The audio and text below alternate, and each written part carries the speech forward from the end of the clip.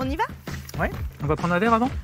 Il est encore un petit peu tôt, Lionel, là, quand même. Mais pour patienter, aujourd'hui, nous sommes à Beaucourt, en Santerre, dans une distillerie de gin et de whisky. Picard, c'est notre triple like.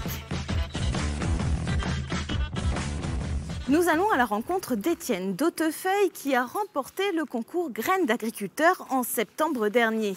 Ce concours récompense les meilleures innovations dans le domaine agricole et Étienne l'a remporté grâce à sa production de whisky et de gin Picard débutée il y a 2 ans et demi. Une idée née suite à la reprise de l'exploitation familiale et c'est mon premier like.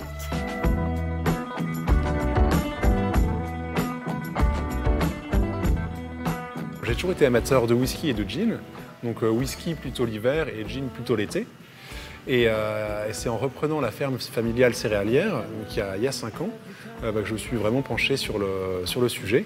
Donc à l'époque, j'ai quitté Paris, où je travaillais dans la construction, et j'avais la chance d'avoir un voisin qui travaillait à la maison du whisky, et qui m'a fait découvrir des belles choses, des beaux spiritueux, en particulier des spiritueux du Nouveau Monde du whisky.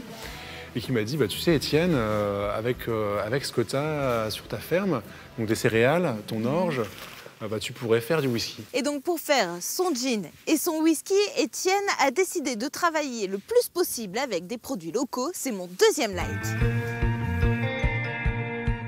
Pour le whisky, c'est vraiment du champ à la bouteille. On a nos champs qui sont autour de la ferme, sur lesquels on cultive donc, notre orge. Et puis pour les gins, on a choisi de travailler avec des botaniques de la région. Et le point commun entre tous ces gins, ce sont les baies de genévrier qui forment la colonne vertébrale des gins et qui poussent sur notre commune. On a la chance d'avoir une belle région, très riche. Donc si on donne un petit peu les moyens de chercher, de creuser un petit peu, d'aller dans notre campagne, on se rend compte qu'on peut faire de belles choses. La distribution du gin d'Étienne a débuté il y a 2 ans et demi. Il en écoule environ 7000 bouteilles par an, ce qui n'est pas du tout le cas du whisky qui, lui, attend son heure dans ses fûts. C'est notre troisième like.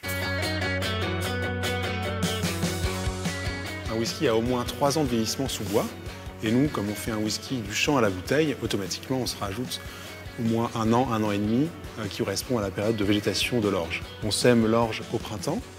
À la moisson, on récolte notre orge, qu'on stocke dans nos silos, qu'on laisse reposer pendant au moins 3 mois pendant la période de dormance.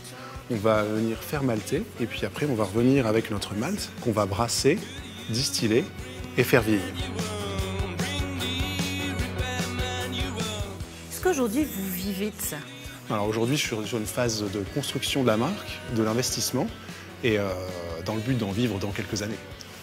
Mais pour l'instant, c'est compliqué. Pour l'instant, c'est le début, c'est l'investissement.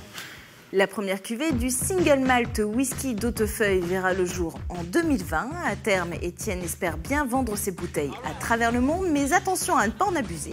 Je vous rappelle que l'alcool est à consommer avec modération.